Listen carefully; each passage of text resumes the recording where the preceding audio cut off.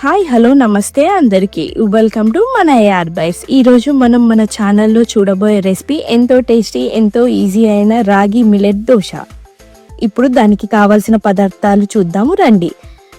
3 గ్లాసుల రాగులు, 1 గ్లాసు మినప్పప్పు, 1 గ్లాసు దంపుడు బియ్యము, 1/2 టీ స్పూన్ మెంతులు. ఇప్పుడు మనం తీసుకున్న పదార్థాలన్నిటినీ ఒకటొకటిగా ఒక పెద్ద బౌల్లోకి షిఫ్ట్ చేసుకుందాం. తర్వాత వీటన్నిటిని ఒక 3 సార్లు మంచిగా వాష్ చేసుకొని క్లీన్ చేసుకొని వాటర్ని పడబోసుకోవాలి. ఇప్పుడు ఇందులోకి ఫ్రెష్ వాటర్ని యాడ్ చేసుకొని 3 గంటలు నాననివ్వాలి. 3 గంటల తర్వాత నానిన పదార్థాలన్నిటినీ ఒక మిక్సీ జార్లోకి తీసుకొని కొన్ని వాటర్ పోసుకొని మెత్తటి పిండిలాగా రుబ్బుకోవాలి.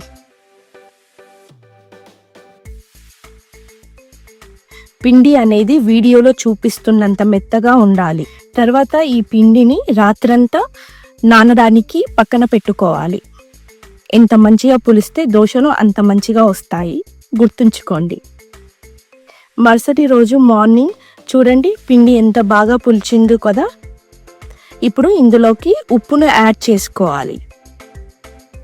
తర్వాత ఒక పెనం తీసుకొని దానికి ఆయిల్ని అప్లై చేసి బాగా పెనం హీట్ ఎక్కిన తర్వాత కొద్ది కొద్దిగా మనం రుబ్బుకున్న పిండిని తీసుకొని దోశలా పోసుకుంటే సరిపోతుంది. ఎంతో టేస్టీ అండ్ ఈజీ అయిన రాగి మిల్లెట్ దోశ రెడీ అయినట్టే అండి. ఇది హెల్త్కి మరియు టేస్ట్కి చాలా బాగుంటుంది. ఒక్కసారి ట్రై చేసి చూడండి. ఇలాంటి మరిన్ని డిష్ల కోసం ఛానల్ని సబ్స్క్రైబ్ చేయండి, లైక్ చేయండి, షేర్ చేయండి. ఎంకరేజ్ చేసిన వాళ్ళు అవుతారు. Thank you so much.